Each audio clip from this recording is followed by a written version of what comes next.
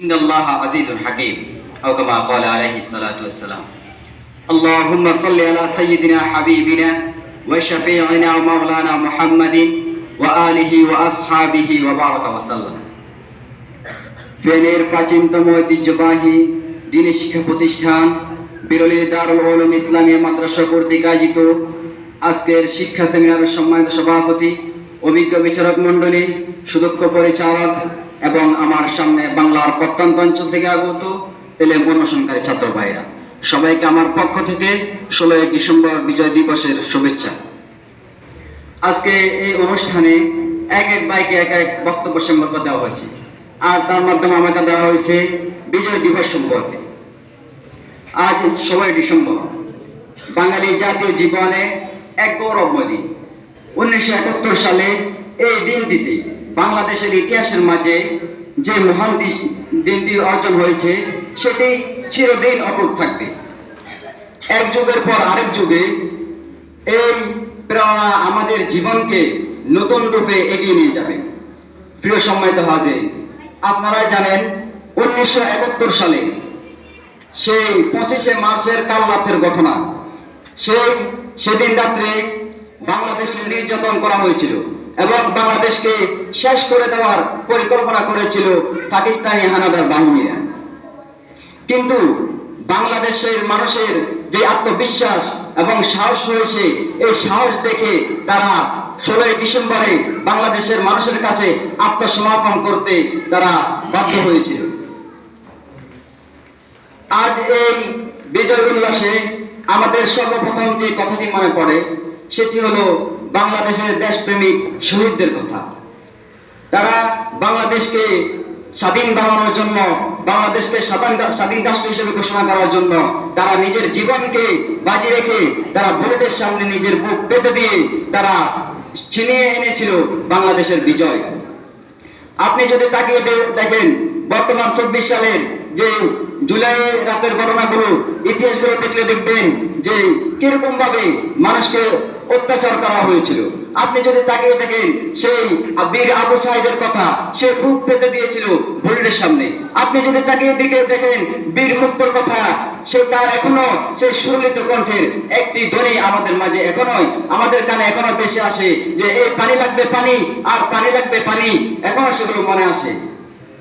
সম্মানিত প্রিয় হাজির, এখনো আমাদের বারবার মনে পড়ে সেই নবীজির কথা। তিনি যদি আজকে আসতেন কোন এক ভূখণ্ডে, আমরা যদি দৌড়ে দৌড়ে তিনার কাছে যেতে পারতাম, যদি গোটা বিশ্বের মানুষ থেকে বলতে পারতাম মুক্তি চাই, মুক্তি চাই, স্বাধীনতা চাই, স্বাধীনতা চাই, এই বুকের নিচ থেকে মুক্ত চাই, তখন তিনি হয়তো আমাদেরকে বুকে আঁকড়ে ধরে বলতেন, চলে এসো, তাহলে তোমাদের জন্য প্রশান্তি, তাহলে তোমাদের জন্য স্বাভাবিক মৃত্যুর গ্যারান্টি। আর এই দুনিয়ায় চন্দ্রা বিক্ষুব্ধময় পৃথিবীতে তোমাদেরকে বুক পেতে দিতে হবে না বুলেটের সামনে।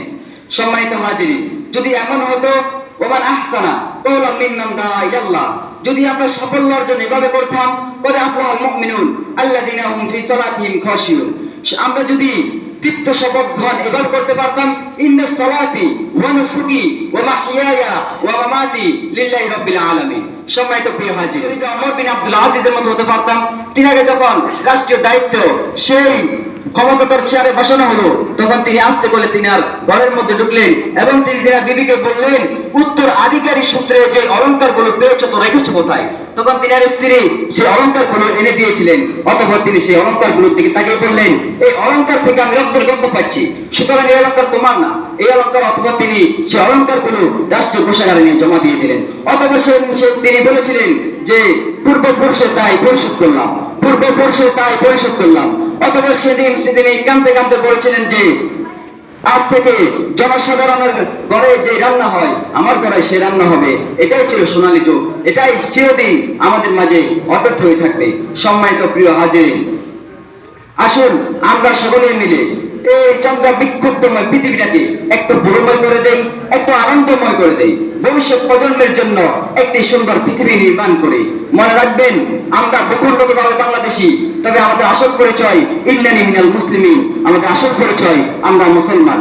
আমাদের আল্লাহ এক, আমাদের রাসূল এক, আমাদের কোরআন এক, আমাদের সংবিধান এক, আমাদের প্রভু এক, এক নবীর উম্মত, জীবন বিধান এক, ওই সেই বাণী কোরআন।